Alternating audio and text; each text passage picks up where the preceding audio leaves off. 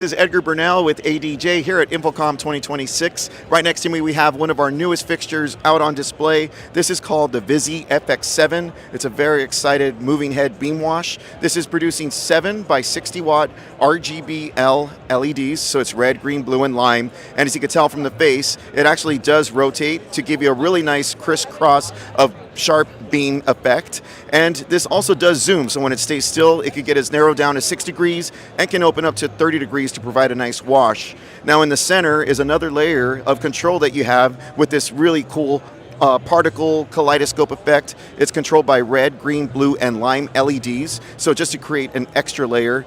And then around the face of this, you'll notice the RGB ring, so you do have full pixel mapping of the 7 zones, the ring, and of course your kaleidoscope effect, all built into this really awesome moving head beam wash. So again, that's the brand new ADJ Vizi FX7, and for more information, you could always go to adj.com. Thank you.